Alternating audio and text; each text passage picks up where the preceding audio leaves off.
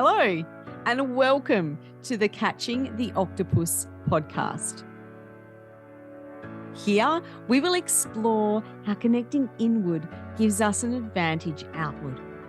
We openly talk about the obstacles and challenges and difficulties that life throws our way and how they become moments of gratitude and things that can benefit us when we look back on our lives. I'm your host, Naomi Hurley, and it is my mission to bring you top quality guests that will share with you openly their obstacles and also the techniques they use to go inward that strengthens the way that they serve themselves and others at the highest level. Thank you for joining. Let's get started. Welcome, everyone. Today, on our first episode of Catching the Octopus podcast, we have a gentleman named Ben Yew. Now, Ben is an international award-winning and published photographer based in Australia, and his work has taken him to many countries around the world, such as Montenegro, Bhutan, Iceland, Switzerland, Spain, France, Sweden, the U.K., the U.S., and so many more. And Ben is a passionate visual storyteller, and his artistic work is meticulously crafted and creatively conceptualized. He is now specializing in compelling storytelling images with impact. And you can see more of his work and his vision by hitting his website, www.benyewstories.com. But before you go there and do that, let's introduce him and have a bit of a conversation. So welcome, Ben, to the podcast. Thanks for inviting me for this first one. Yeah, it's an honor to be the first. Yay! Now, can you just tell the listeners a little bit about yourself? Let them get to know you a bit better. Cool. Yeah. Just a bit of background. I am originally from Malaysia. I moved to Australia around, I don't know, time flies, 14 years ago. So back then, photography was just my side. Well, I wouldn't say even side hustle. It's just to, my a hobby, and hobby, knowing we all know that hobby are meant to be expensive, like fishing, golfing, everything. Yeah. The cost goes up. So what happened was, like most guys would do, we spend crazy amount of money on lenses and cameras and stuff to think you get better, but well, not really sometimes. Yeah. But then my wife said, you probably stop using our savings to buy toys. So yeah, she's found a few weddings for me to get started, and that's how I, start to grow from there. But not knowing actually, I have been developing this skill, the connection, and seeing things when I was young. Yeah. Because I'm not an academic person. I fail every exam that is not failable. I'm there. I top that. Why? Because I got short attention span. I watch a lot of movies, TV series. I watch everything, and I can't focus on the academic thing. So yeah, parents got worried and all that. But what I realize now, that really helped me a lot to understand what is good, what is crappy acting, bad plot, good plot. I know what's going to happen at the end. So the only movies or TV series that really inspire me and stuff like that is the one that I could not expect. The plot twist is so amazing. There are some that really amazes me. So I'm like, that's what inspires me, and creative shots as well. So yeah, that's basically my background. And I started weddings. I do a lot of things, and yeah, I think I was riding the wave and traveling the world and meeting the most amazing people and connecting. Then COVID hit. I got a critical illness, and all that happened at the same time. So I pivot to commercial, but I think like in life, everything happens for reasons. So the accumulation of my experience of doing whimsical stuff with bride and groom and family members and stuff, I brought that to the commercial world, where I make it more fun than just boring stuff. So yeah, that's in a nutshell, I guess. Yeah, I've seen some of the pictures you've done for a company I was contracting at, and they were mint. They were so good. Like it's kind of like, it's not something you can visualize yourself. You just have this ability to be able to put people in a position, and it just look like it's effortless, right? You've just got effortless, that unique that's the word. Yeah. And I'm not really that good with words, but someone just told me recently that I think my work is when I capture an image, it again I can shoot beauty, and I did beauty for so many years because of brides and all that. But my job is to make you look approachable, to make you look friendly, and make you feel real, rather than you look at an image, you feel that, oh, it's a bit snobbish guy, or arrogant, and maybe he's not approachable, he thinks he's up there and stuff like that. My job is to bring you down to earth, and when they look at you, they look like you look friendly, approachable. I can speak to you. Yeah. I don't care if you're a professional or you're a billionaire or whoever you are. You look like a nice person, and I can talk to you like someone just sit next to you in a coffee shop. You can just have a quick chat, stuff like that. So that's my angle, and to tell your story. Yeah. Yeah, and I think that's the thing, right? When I've seen, and you've taken photos of me as well in that commercial aspect, and so speaking from that experience, you even make the person feel comfortable, and that comes out in the photo, Yeah. right? And it's not even just making them. Yes, you make them look approachable, but I think you just make it look real. It's not staged. Yeah. Their personality comes through, and I love those pictures that you took of me. The company I was contracting for, I was like, can I take them?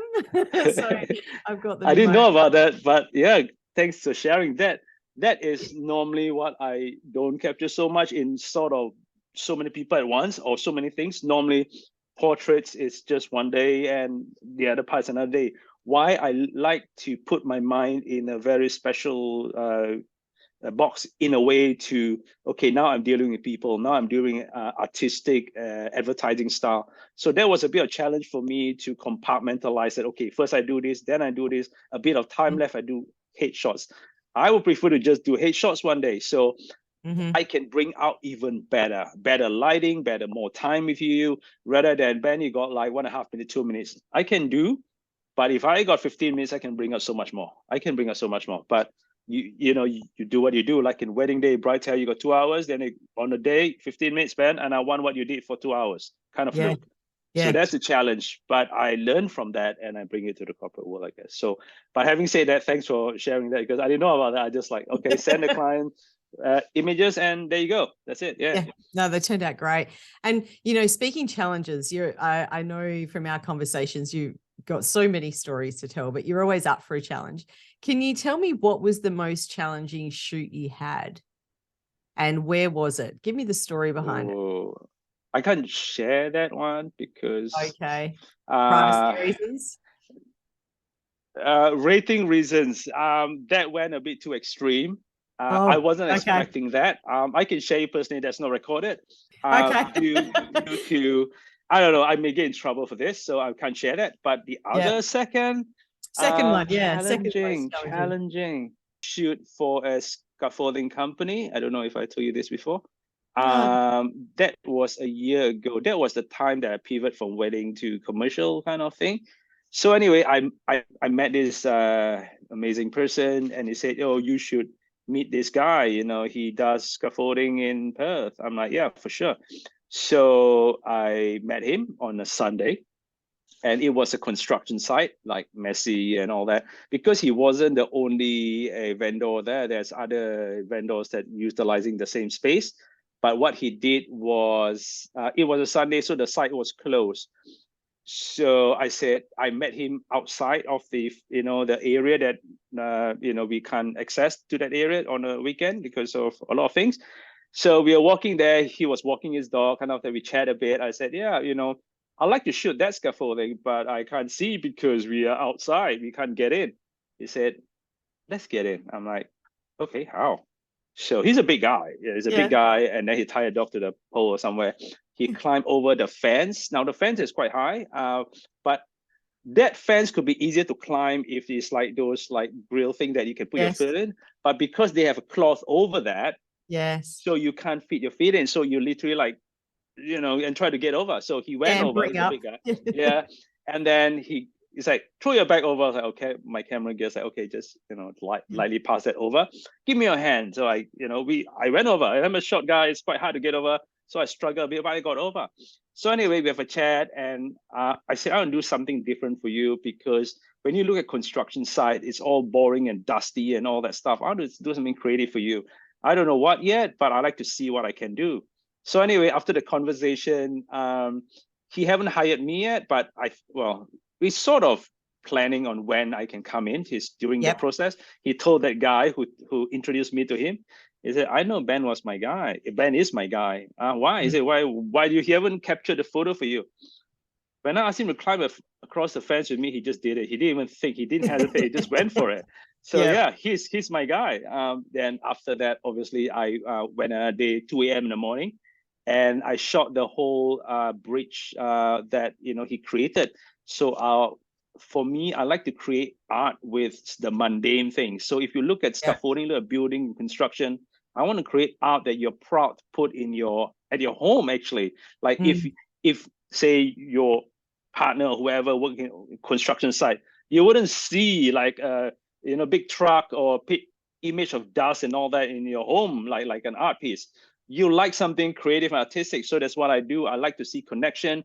And I said, what's so special about that thing that you just created? Is it that is its masterpiece. It comes every once in 10 years. I like you to capture that art for me. So I did that. I even did the copywriting for it. And yeah, that was my start. And I realized that there's something that I could do, because it's sort of the whole thing. So that was pretty exciting for me, because and sorry, after that led me to a bigger shoot that I climbed on top of Perth's tallest building, and I looked down. So that is pretty awesome. Yeah, and I'll be doing it again pretty soon. But yeah, having said that, that is my second most fun shoot that I've done. The first, I wish I can share in public, but I can't. It's just that's all right. Not everyone can handle that. We'll keep this show censored. Thanks, Ben. So tell me, what about in sort of life, business, and developing into what you are today and what you deliver for people? What do you think was like the biggest overcome you had to what is the biggest obstacle rather that you had to personally overcome? Okay, I'll go back to be a bit of core where I get started, because it all goes back to that. When I first started, in photography, I found wedding is fun because I deal with people, the challenges, the roller coaster ride. It was fun. I thought, I got this. Wedding is a thing for me. This is it. I got this. I'm going to specialize in this. Well, guess what? It's just tip of the iceberg. Like wedding, yes. Then there's a wedding with what style? Classical, contemporary, artistic, melancholy style, dark drama, natural light, romantic. It just goes on and on. So then I found out, okay, I like this, I like that, I like to shoot a certain style, the film look. I went all the way until the niche to realize that that's what I love. So I guess the thing I'm trying to say is I found my voice, but it took me a couple of years. It didn't just I didn't know what couple like. I just, am lucky, sometimes get some cool shot, and I get lucky again and again. And I thought maybe there's no luck anymore. And when I hear clients say, I like that shot, and consistently everyone seems to like that style, I said, maybe that's my thing. I don't even know I shoot everything. So that's when I start to understand that voice is very important. Now, going back to this, when I had, the COVID came, my health thing came, and I realized that I need to pivot from wedding. To hit the reset button was so hard, because I had my voice. I know what I'm doing, but to give everything up that I know for more than a decade and chuck it in the bin and start over again, it was a struggle. Nearly took 2 years to figure that out. And you were doing destination weddings too, weren't you? So you were traveling all over the world. I was doing that. Career. But then COVID hit, and then lockdown and the health and all that happened at the same time. So that sort of, I didn't get to choose. You just get thrown deep, and you got to get things together. I got no client at all for the commercial wedding. I got all that, but commercial, I don't even know where to start. So I didn't, and coming from someone who nearly lost his life and all that, I didn't want the shoot to be just for money. I want to learn something from it. I want to be inspired by the people that I shoot, and I want to inspire people in return. There's a lot of things that I want to give back in a way. So, and I don't want to waste time like just, get paid, because if I just want to get paid, I'll get a job with super and all that stuff. Why do I run a business, do everything myself? I'm hearing you. So I needed to make sure that I'm look forward to every single shoot. And I wanted to get the clients that I want, not just any client. I want clients that appreciate my work, obviously, and also understand that there's a difference. If you can't tell the difference between, say, this vehicle and A and B, you can't tell a difference between this drink and that drink, then that's not my clientele. My clientele would need to understand the difference. Although the difference is little, you can see the difference. When you are the world's fastest runner, the second fastest runner, number 2, wouldn't be too far away from you. It's like milliseconds, and most of the time, unless you're Usain Bolt, maybe like there's a big gap. But normally, that tiny edge that you have is a big difference. A win is a win, like when Vin Diesel say, in the movie, a win is a win. So it doesn't matter. So it's more, and that is where your voice comes in. So it took me a while to understand that, how do I have fun making money in a boring commercial world? So, and I took some time. So I did my passion project and realized, not everyone will go for that. So I'll do this. And then I evolved to that area there. But now I know who my clientele is. And I also know my voice, which is I connect with people. I connect with you, connect people, and I bring the best of it. At the same time, if they are sort of, I can push their boundaries. For me, it's about pushing boundaries. I'll, get them to do some crazy things as well, some whimsical things, some fun things. And I wouldn't say everyone is that vibe you're going for, because that could be a cool vibe, like a GQ magazine and a Vogue magazine style. I do that to accommodate to your personality. So there's no hard and fast rule that this is works for everyone. I need to have a conversation first to get to know you first. And I realized that all this is sort of from the wedding that I brought in, from the movie that I watched and all that. So everything is like to success, I guess.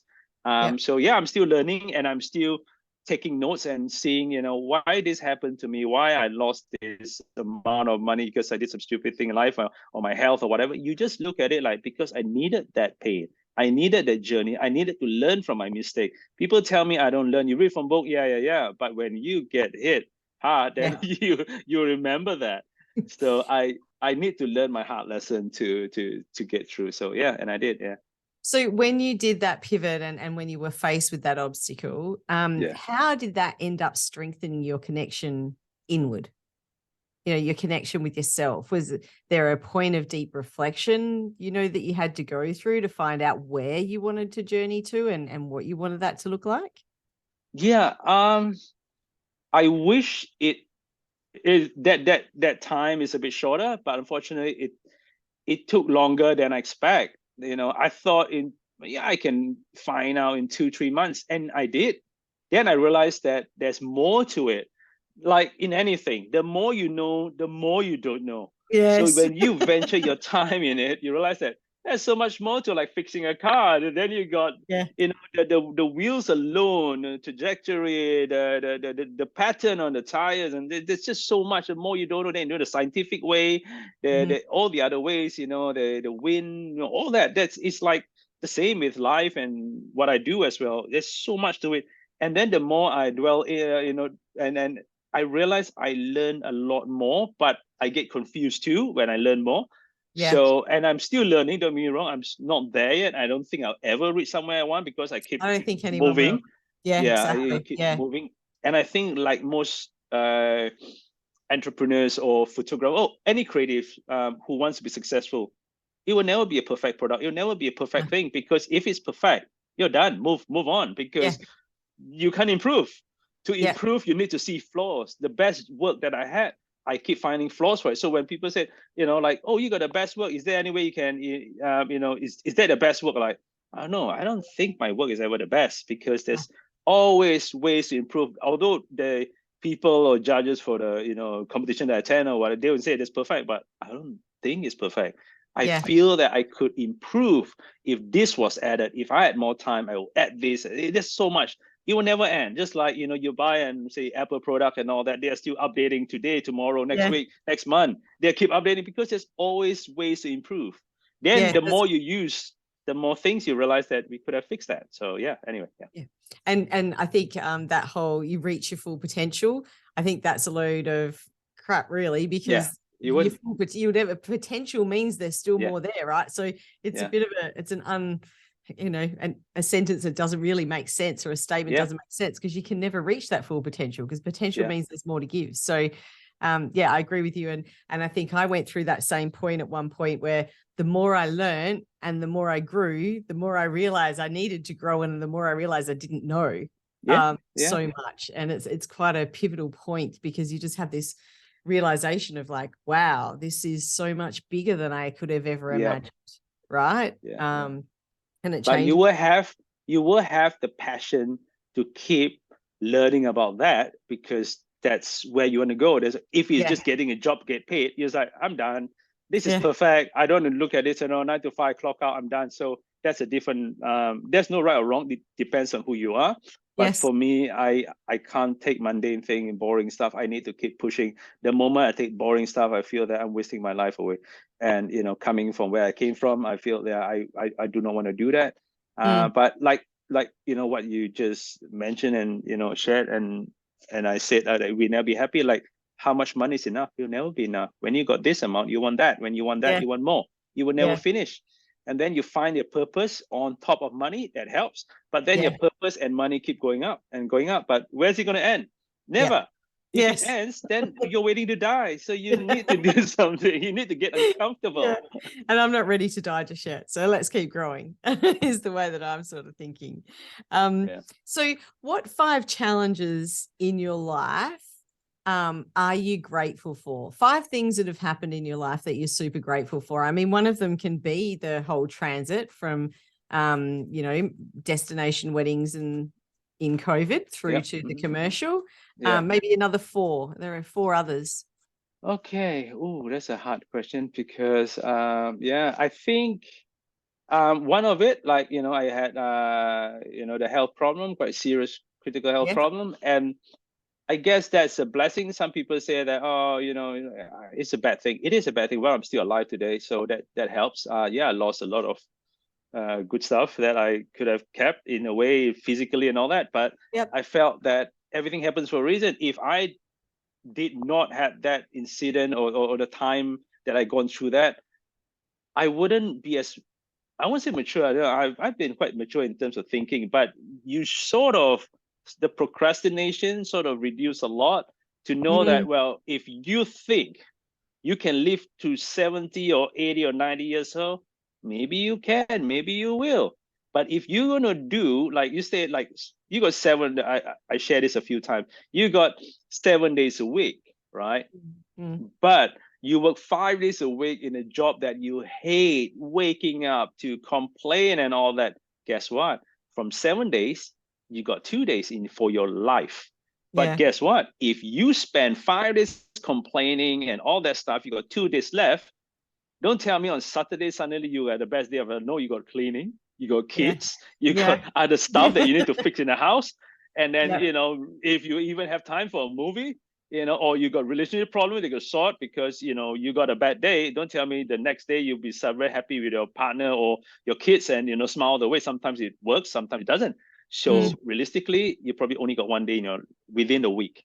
So when you multiply that or take that or you ratio that for 7, or, if you're 30, you probably got 34 years to go or whatever. You don't have 34 years. If you put that 1 day a week, look at the percentage of ratio, you don't have a lot of time. So you better start moving and start doing things that mean something to you. And again, money may not come today. And I'm not saying that you won't struggle. I struggle as well, but it's worth the struggle. And a lot of people don't understand this until they've moved past this, that you appreciate the struggle today, now, what I have and all that. Because when you're successful, if you're successful, work hard enough, not everyone would be. But if you do that, you will say, oh, I missed the time that I was hustling and grinding and all that, because now it's different. I have this, I have that. You don't dare to push the boundaries so far to realize that how resilient you are. So there are times in my life that, I can't share a lot of stories because of personal reasons and other side reason. But I would say that when my last trip to Europe, I have never pushed that far before in my life, because I knew that there are things I need to do. And I got out there, I met the most amazing people. I pushed my boundaries so far that I didn't know that I can do that. But it creates a lot of great stories to share. I come back, we laugh about it. But that time it was hard. But it builds resilience. If you're going through close death encounter, if you have come through broken marriages, you come through abusive, this and that, whatever doesn't break you, makes you stronger, like we all say. Yeah. So, and it's true. And we learn from it, and we have the journey through that. If I wish sometimes I could have rich parents that give me billions or millions that I never have a working day in my life. But then again, I've seen people with that and they're not happy because, Yeah, no, you're dead right. And I think with, I mean, I've got financial and, other aspirations within my business, and we all do. But the love of my business a lot of the times is the hustle. Yeah. That's what I love doing. And I love the creative side. I've just recently put together that membership, and the amount of time and effort I put into just getting the creative side of that doing and the hustling around it, I think far exceeds when the invoices come in, right? Like, the invoices are great because they still pay for the software I need to be able to create the membership. So it's all hand in hand. It gets there. There. Yeah. So well, I hope sorry.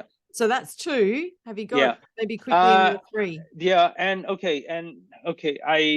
This is also what I got so many stories in Europe, and but that's the most fresh, in my mind that I can think of.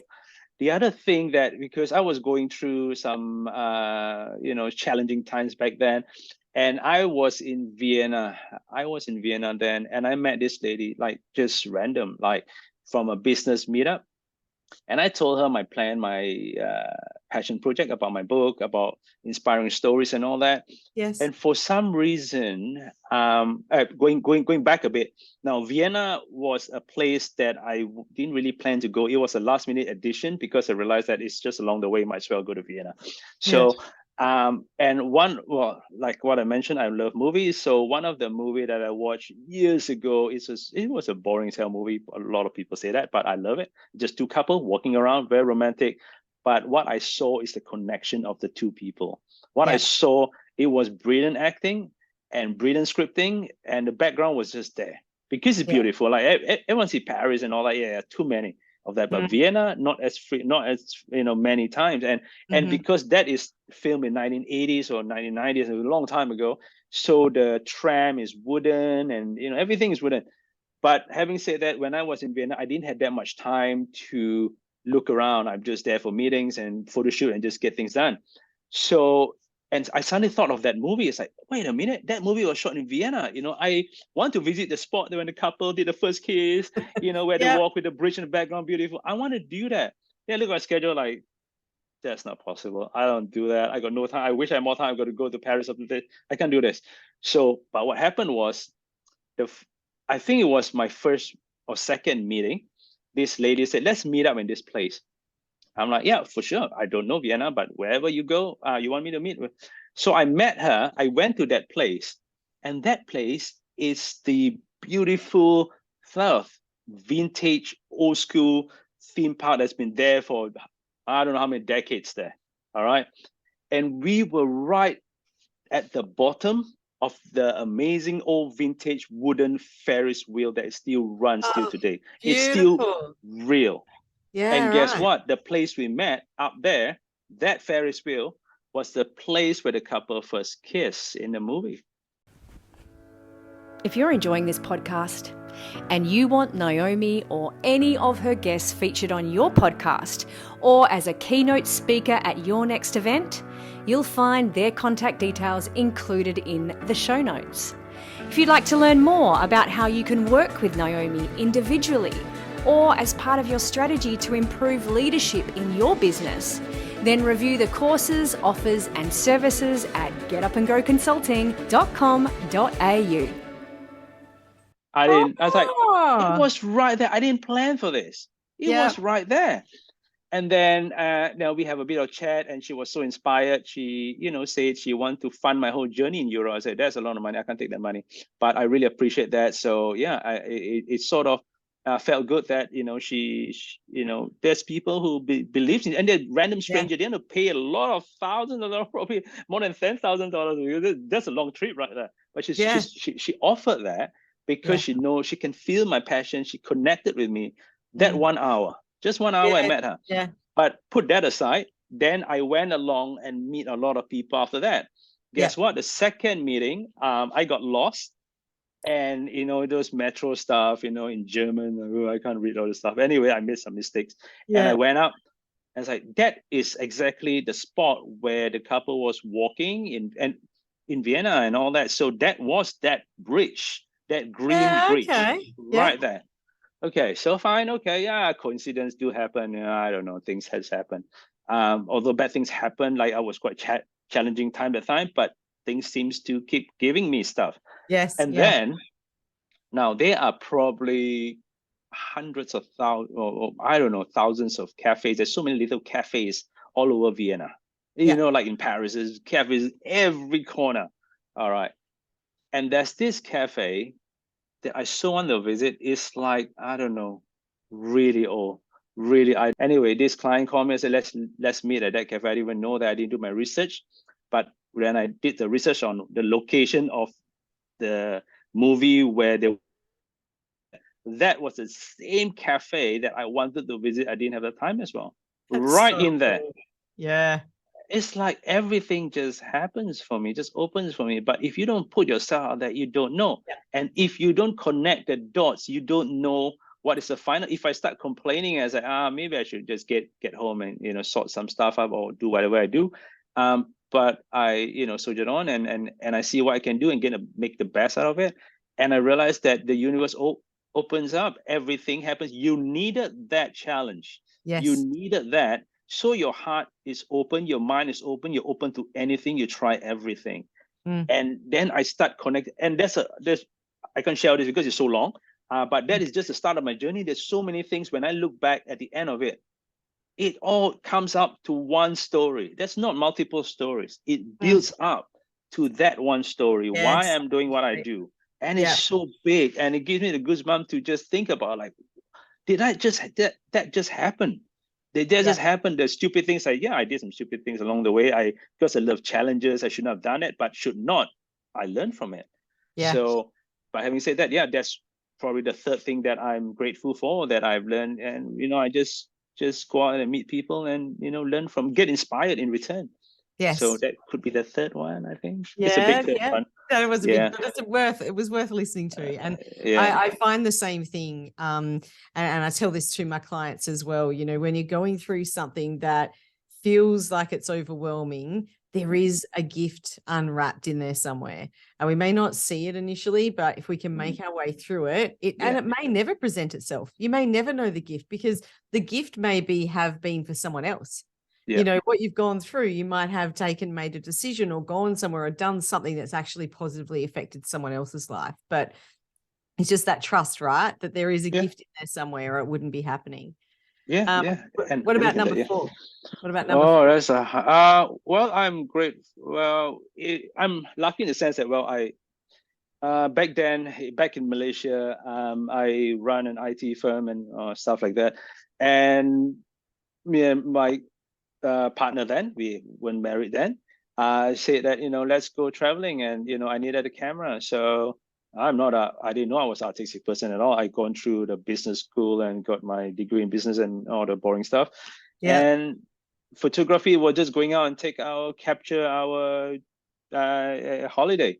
Then I got hooked on it, and I got to know more. She got a bit of background because she was a graphic designer. So she taught me a bit about, film photography and all the stuff. It's the basics of it.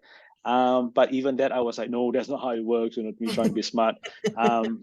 But yeah. So what do partners know? Partners know nothing. No. She knows her stuff, technique, because she studied it. I got no education foundation for photography at all, or any graphical thing at all. What I go with is my feel and what I think, because I've watched movie and I think it's right. Well, it's not always right. Obviously, you learn from it.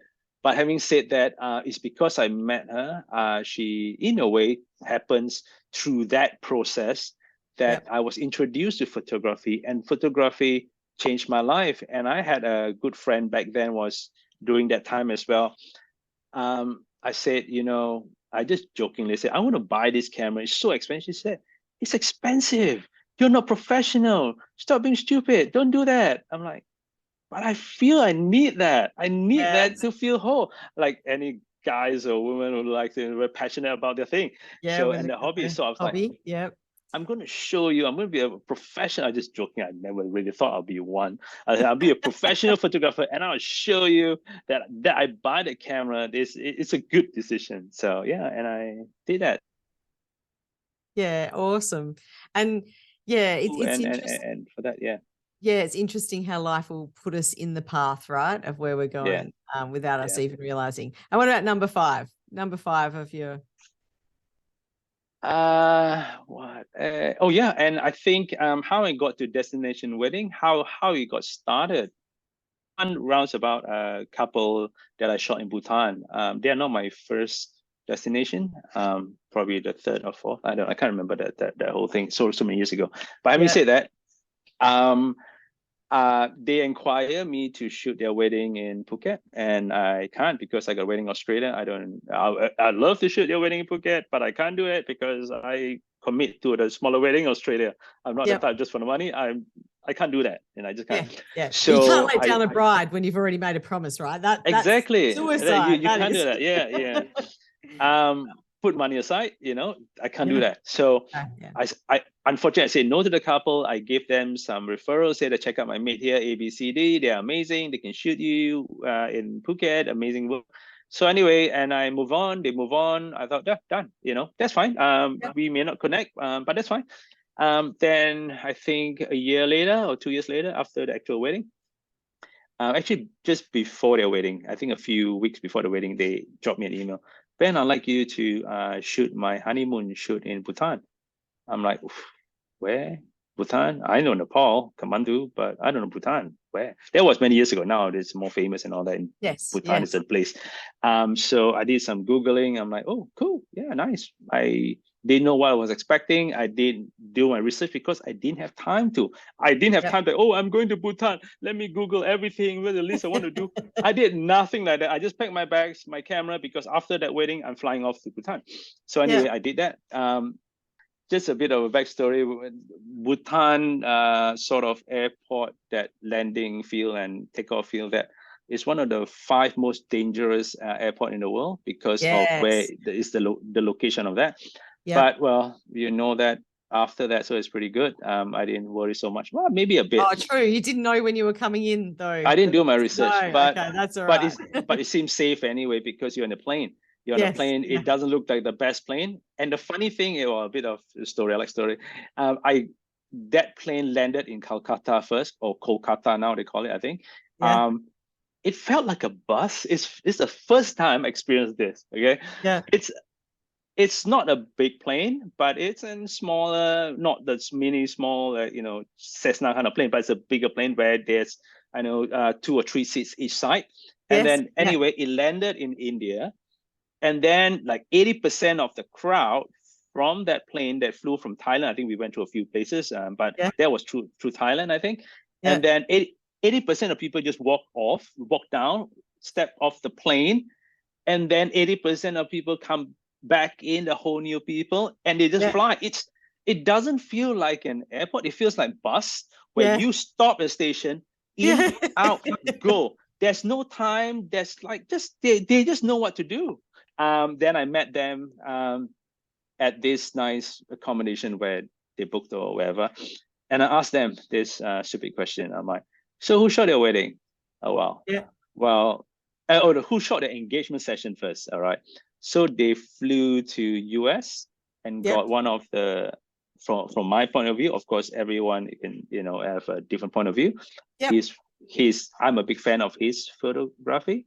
He's number one in my eyes, and I think he is still number one in a lot of ways. I bought his book. I read about his work. I'm like, well, I was inspired by his work, and he shot an engagement session for them in America. So I guess they set the bar really high for me that day. So I asked who shot their wedding in Phuket. Then they showed me his name and his work. I'm like, oh wow, he's also the top in the world, not US, in the world. Yeah. I'm like, wow, thanks for the pressure. I just met you today. You give me all that. I should not have asked that question. What the hell do I ask that question for? Now it's set the bar so high and I can't even achieve that. And I'm very, your style is different. Those are beautiful, but what you have is connection. That's what we want. Yeah. Sort of, they didn't say that in that word, but you sort of get the vibe that there's something about your work. Yeah, you don't have that look, but you have your voice. See. Yeah. Anyway, I'm going through a few days with them, go around the beautiful place in Bhutan, and yeah, guess what? I didn't know I was going to hike a couple hours up the temple of in the middle of nowhere. I just wore my sneakers and in my jeans and they have the hiking gear, but I didn't know that stuff.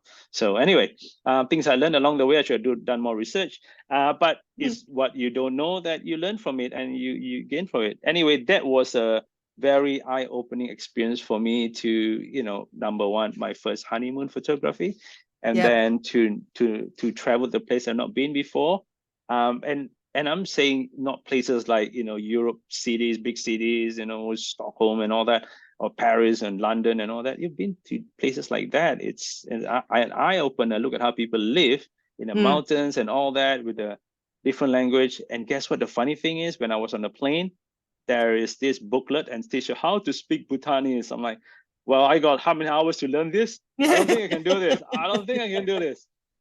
Then when I landed, I was like, how am I going to communicate with the Bhutanese people? Yeah. Because I didn't have the time to learn even hello. But on the plane there, this flyer said, oh, that's hello. Okay, I try to remember that. Yeah. But when I opened my mouth, before I opened my mouth, everyone speaks amazing English to you. So you don't need to speak the language. It's English to you. So that was one thing. There was no pressure, right?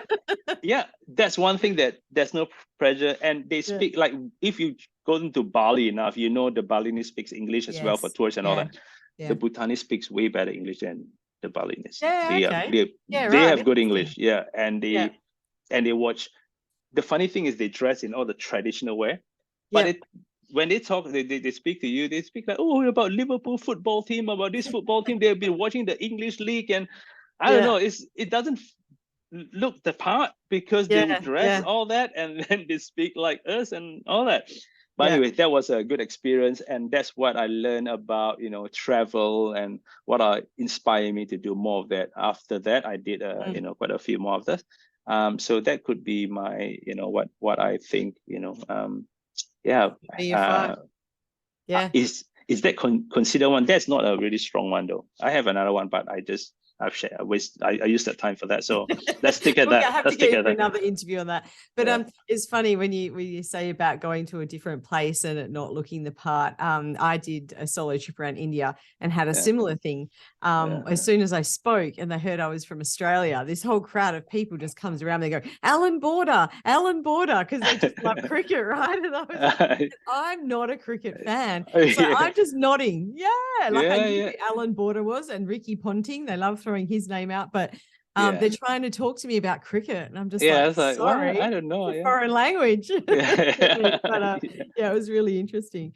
So just before we finish up, do you have any daily or weekly practices that help you get connected with you, that keep your creativity going and that keep you inspired?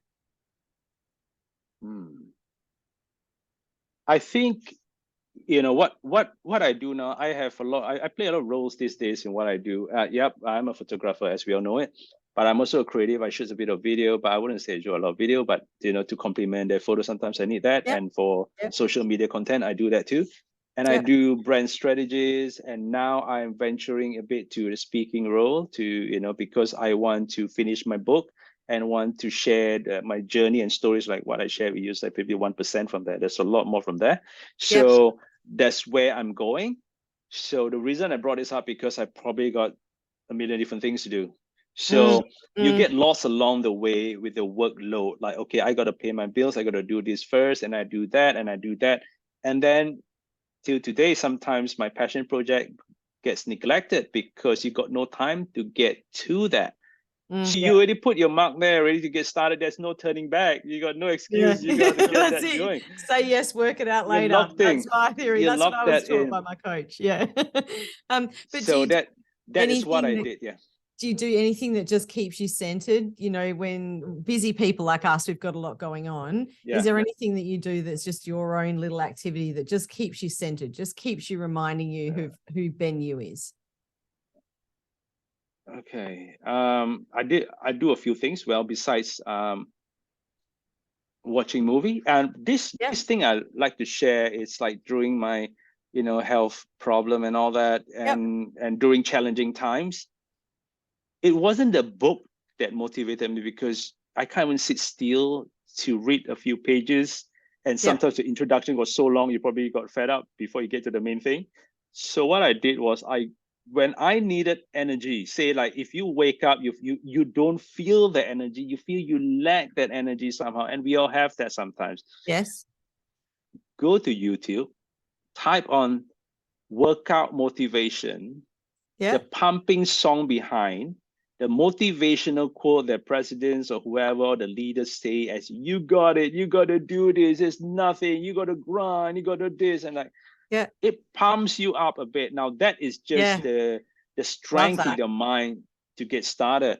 And then you sort of settle down with a bit of a motivational talk, like the purpose of life, purpose in your life. Why do you do what you do, And then like, say, you may be struggling. A lot of people struggle. You can struggle in health, financial, or whatever there is your struggle can be.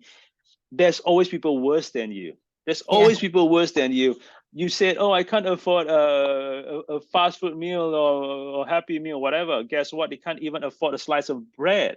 So when you look at this, when you look at that and you realize that, hey, how lucky you are, you just need to look at that. Of course, there's a lot of people better than you, but to understand that you are already privileged, to know that you're really lucky, to know that you are alive today, to have that problem, to be reminded sometimes, that sort of wakes you up and gets it, you know what, I got to start moving. And to know that, that my wake-up call was my health crisis, and I realized that, gee, do I have 1 day left, one week left, 1 month left? You don't know. But by not knowing, wow, your mind just, the experience is amazing. Well, it's bad. I mean, it's not good, but there's good comes of it. It is amazing to know that when I look at my family that time, or my kids, like, I don't know if I'm going to live 1 day or a week or a month, because I wasn't told then, because I stupidly didn't ask the question. I didn't even pick up my camera. I don't need that. Why print a photo that you can't see anyway? So you just want to use your eye and absorb and take in as much as you can. Every single tiny movement. It just feels that your whole world just in slow-mo mode. Everything moves around, moves. It moves. Everything is moving, but you are stationed there. No one can see you, but you are just taking in as much as you can, because you know that's all the time you have left. So you take that experience was, wow, that is crazy. That was crazy. So I do forget that sometimes. So sometimes when I feel that, oh, why this stupid thing, bad things happen to me, I think back, oh, gee, I'm lucky. If you have a problem, it means you're still alive. And that's a bonus in itself, right? And then, there is a way you can get out from it. Maybe not today, maybe not 1 year, 2 years, but you're alive to a problem. But people who do not have the problem sometimes are no longer alive sometimes. So if I was to summarize that, then it would be some self-reflection, some gratitude, maybe inspiration as well from the YouTube, and just that awareness as well of where you are and what you've got and what you've achieved to date. So that's brilliant. I really love that. But we're just about coming to the end of the interview. So just before we go, can you tell everyone where they can find you if they wanted to reach out and connect, or find out where Ben Yew is? How do they do that? Just head to my Instagram.